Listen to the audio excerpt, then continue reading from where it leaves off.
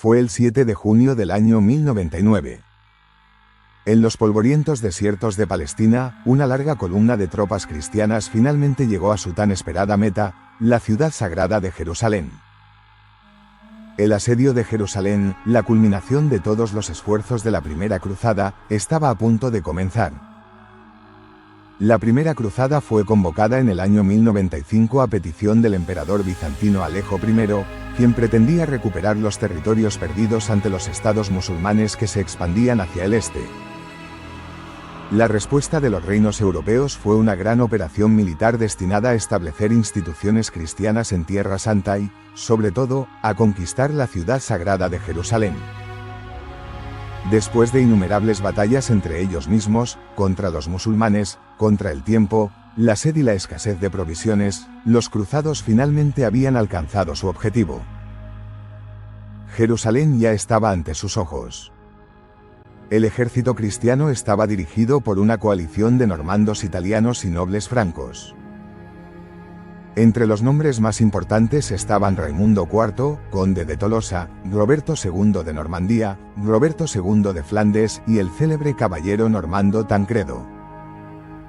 Por encima de todos ellos estaba el comandante general de la cruzada, Godofredo de Bouillon, el hombre que finalmente dirigiría el asedio. Bajo las banderas cristianas se reunieron alrededor de 13.000 hombres, de los cuales apenas 1.500 eran caballeros.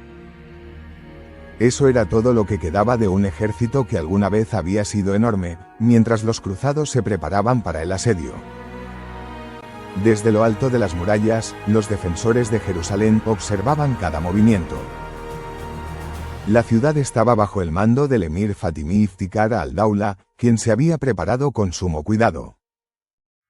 Había almacenado grandes cantidades de provisiones y reunido una imponente guarnición de soldados árabes y sudaneses.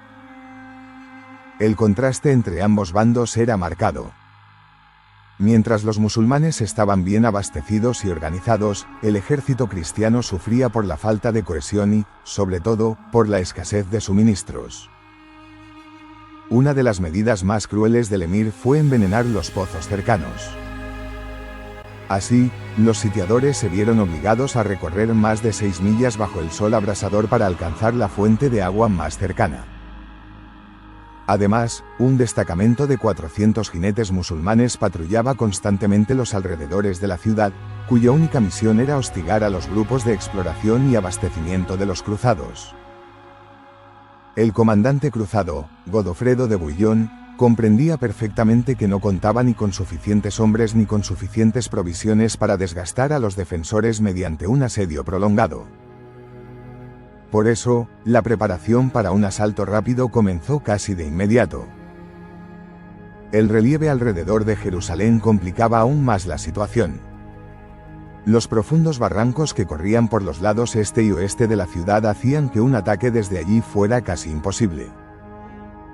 Por eso, Raimundo IV instaló su campamento al sur de la ciudad, mientras que el resto de las fuerzas se preparó para atacar la muralla norte. El 13 de junio comenzó el primer asalto contra las murallas de Jerusalén. Los cruzados empujaron sus escaleras de asedio hacia la muralla norte, mientras los arqueros fatimíes desde las almenas los cubrían con una lluvia constante de flechas. Cuando las escaleras finalmente alcanzaron la muralla, la agotada infantería cristiana se alineó detrás de ellas y comenzó el arduo ascenso. Pero a pesar de sus esfuerzos, al final del día las murallas de Jerusalén seguían sin ser tomadas. Los cruzados ya habían gastado sus limitadas reservas de madera en la construcción de las escaleras, y las pocas zonas boscosas de la región ya habían sido explotadas previamente por los fatimíes. Sin suficiente material para construir nuevas máquinas de asedio, el asedio quedó prácticamente estancado. Comenzó entonces una búsqueda frenética de madera y otros recursos por toda la región circundante. Pero los destacamentos cruzados eran interceptados con frecuencia por la caballería fatimí, lo que hacía aún más difícil reunir comida y materiales. 4 días después, el 17 de junio, la suerte finalmente sonrió a los cruzados. Llegó al campamento la noticia de que una pequeña flota cristiana había atracado en Jaffa. Varios convoyes bien armados fueron enviados al puerto para descargar los suministros. Pero el camino era traicionero. Durante la marcha fueron atacados por jinetes fatimíes. Los enfrentamientos resultaron especialmente duros para unos cruzados ya exhaustos y sedientos, y por un breve momento reinó el caos. Pero con la llegada de más refuerzos cristianos, las emboscadas musulmanas finalmente fueron derrotadas. Los atacantes fueron expulsados de vuelta al desierto y, tras ese duro incidente, el convoy finalmente logró llegar a Jaffa. Los suministros fueron descargados y transportados hacia Jerusalén. Y cuando una flota musulmana bloqueó el puerto e hizo que la retirada fuera casi imposible, los cruzados ya habían conseguido extraer lo más importante, la madera y los materiales necesarios para construir máquinas de asedio. Ahora el ejército cristiano finalmente tenía los medios para construir sus verdaderas armas de ruptura, un ariete y 2 torres de asedio. Una fue levantada al sur bajo el mando de Raimundo IV, y la otra frente a la muralla norte bajo la dirección de Godofredo de Bouillon. A medida que avanzaba la construcción, tanto los hombres como los animales comenzaron a morir de deshidratación. Mientras tanto, también llegaron a Jerusalén noticias de que un ejército de socorro fatimí ya se dirigía hacia la ciudad. Pronto quedó claro que el ataque final cristiano debía comenzar antes de la llegada de esos refuerzos. Los últimos preparativos para la batalla decisiva se realizaron el 13 de julio del año 1099. Un mes después del primer asalto, el ejército cruzado que sitiaba Jerusalén se preparó para su ataque final. La disposición de las fuerzas cristianas permaneció casi igual. Al sur, el conde Raimundo IV de Tolosa comandaba una parte del ejército y tenía a su cargo el avance de la torre de asedio sur. El resto de las fuerzas francas, flamencas e italo-normandas estaban desplegadas al norte bajo el mando general de Godofredo de Bouillon. El plan era claro. Ambos contingentes debían asaltar al mismo tiempo para obligar a los fatimíes a dividir sus fuerzas y debilitar la defensa a lo largo de las murallas. Pero los defensores tampoco se quedaron inmóviles. Colocaron varios mangoneles tanto sobre las murallas como en las calles detrás de ellas, máquinas que podían utilizarse para destruir las torres de asedio. Además, se levantaron barricadas y obstáculos frente a la muralla norte para dificultar el avance de la torre. Para despejar el camino, los cruzados dirigieron también hacia la muralla norte un ariete que debía abrir paso a la torre de asedio. El éxito de toda la operación dependía por completo de estas máquinas. Los materiales habían sido reunidos con enormes dificultades y, si las torres eran destruidas, los cristianos difícilmente tendrían una segunda oportunidad. Con los planes de batalla listos y las filas ordenadas, los ejércitos cristianos comenzaron su avance. El ariete hacia la muralla norte avanzaba lentamente, derribando las barreras una por una. Los hombres que empujaban la máquina eran cubiertos por arqueros que sostenían un feroz intercambio de disparos con los defensores. Detrás del ariete apareció la torre de asedio, una enorme estructura cuyo movimiento requería un esfuerzo extraordinario y una enorme fuerza de trabajo. Avanzaba dolorosamente despacio, mientras los arqueros fatimíes desde las murallas intentaban desesperadamente incendiarla con salvas de flechas encendidas. Con el paso del tiempo también se lanzaron varios contraataques por parte de unidades fatimíes que salían fuera de las murallas para golpear las máquinas de asedio.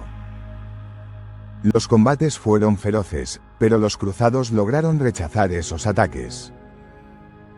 Mientras el asalto del norte avanzaba, los francos bajo el mando de Raimundo IV luchaban por acercar su torre de asedio a las murallas del sur.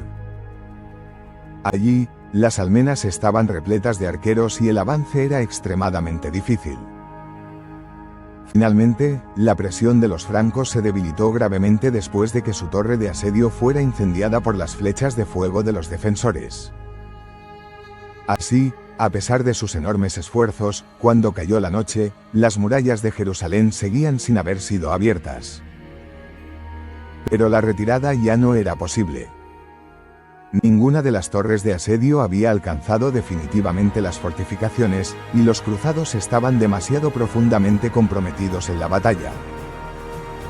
Por eso, los combates continuaron durante los 2 días siguientes. En el tercer día de combates, el ariete finalmente derribó la última de las barricadas fatimíes. Pero la máquina quedó atascada en una posición incómoda y no podía ser movida con la suficiente rapidez. Entonces los atacantes tomaron una decisión desesperada: prenderle fuego para despejar el camino a la torre de asedio. Irónicamente, después de 2 días intentando quemar el ariete, ahora eran precisamente los fatimíes quienes trataban de apagar el fuego con agua, mientras que los cruzados, que hasta entonces habían defendido la máquina, ahora la destruían con sus propias manos. Al final, el ariete quedó reducido a cenizas y la torre de asedio continuó avanzando. De inmediato se convirtió en el nuevo objetivo principal de los arqueros fatimíes. Pero a pesar de su lento avance y de los desesperados intentos de los defensores por incendiarla, la humeante máquina de asedio finalmente alcanzó la muralla norte de Jerusalén. Y entonces comenzó el verdadero infierno. La batalla por las murallas estalló con toda su fuerza. Se libraban combates cuerpo a cuerpo sobre las fortificaciones, mientras escaleras de asedio eran empujadas también hacia otros sectores de la muralla. Oleadas de normandos y francos se agolpaban detrás de la torre y las escaleras, inundando las almenas fatimíes. Después de duros combates, los cruzados finalmente tomaron una parte de las murallas y comenzaron a entrar en la ciudad. En ese momento, la defensa fatimí se derrumbó y comenzó la masacre. El ejército cristiano atravesó Jerusalén, matando y saqueando con tal ferocidad que incluso las fuentes occidentales describieron lo sucedido como barbarie. Los historiadores contemporáneos estiman el número de víctimas en alrededor de 40.000, hombres, mujeres y niños, en su mayoría musulmanes y judíos. A pesar del trágico y sangriento final, la conquista de Jerusalén fue vista como un enorme triunfo para el mundo cristiano y marcó el comienzo de una nueva era. En el territorio de Tierra Santa se fundó el Reino de Jerusalén, y Godofredo de Bouillon se convirtió en su gobernante. Así, la primera cruzada alcanzó su objetivo principal. A partir de ese momento, el mundo cristiano ya contaba con una base estratégica importante en Tierra Santa, un lugar desde el cual se lanzarían muchas más cruzadas en los años siguientes.